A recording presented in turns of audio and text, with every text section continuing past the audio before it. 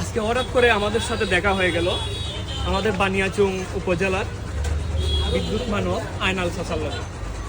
আয়নাল চাচা উনি হলেন আমাদের বানিয়াচংয়ের বিদ্যুৎ মানব। একটু কাছে আনো ক্যামেরাটা।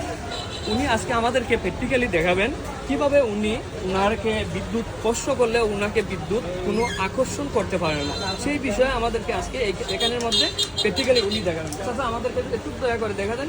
আমি আমার কথা বলি আগে। আসসালামু আলাইকুম। আমার নাম হলো আয়নাল মেয়ে, ইউটিউবের মাঝে বাংলাদেশের বিদ্যুৎ মানব আয়নাল। আমার তো অনেক টিভি দেখা যায়, Somoy TV, independent TV, ATN TV, Diganta TV.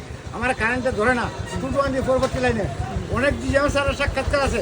বাংলাদেশের যে আরইবির চেয়ারম্যান মহোদয়, ওনার কাছে আমি একটা সময় টিভি ভিডিও দিয়েছি। ওনার কাছে গেছি আমি, ওনার মেজর স্যারে আমার ফোন দিয়ে নিচ্ছেন যে আপনাদের যদি বাংলাদেশের বিদ্যুৎ মানব আয়নাল আসার অসুবিধা নাই। আমি তার সাথে ছবি উঠে গেছি, হ্যাঁ। এবং আমি বাংলাদেশের সব জায়গায় ঘোরাফেরা করি আমার চেনার জন্য। তবে আমি সব টিভির মানে বলছি আমার মতো কোনো চেষ্টা করে না কারেন্ট করার। হ্যাঁ, এটা তো ভিন্ন বিষয়। আমি ওখানে মানুষের সেবা আছি, মানুষের সেবা করি। হ্যাঁ, এটা আল্লাহর ভাই আমার মার তো আমার কারেন্টটা ধরে না। আর তুমি যখন ভাবি যে ইমাম বাড়ির বেটা আমার দেখাই দিত এই কারেন্টটা ধরে আমার টাইম। আচ্ছা ঠিক আছে, ওনার বক্তব্য আমরা শুনতে পেলাম। এখন আমরা প্র্যাকটিক্যালি দেখতে পাবো ওনার।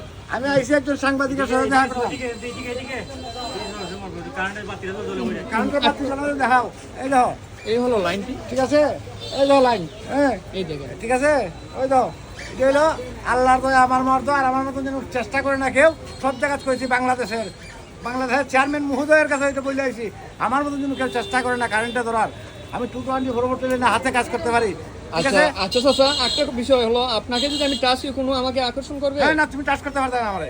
আমার কোনো লোকে টাচ করতে পারবো না। আমি হোটেল ফ্রুটটা কাজ করি, রেকর্ড আছে ইউটিউবে সার্চ দেওয়া বাংলাদেশ বিদ্যুৎ মানব আয়নাল আমার হয়েছি ভাই।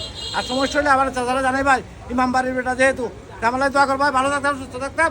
আসসালামু আলাইকুম। ঠিক আছে, ধন্যবাদ আপনাকে।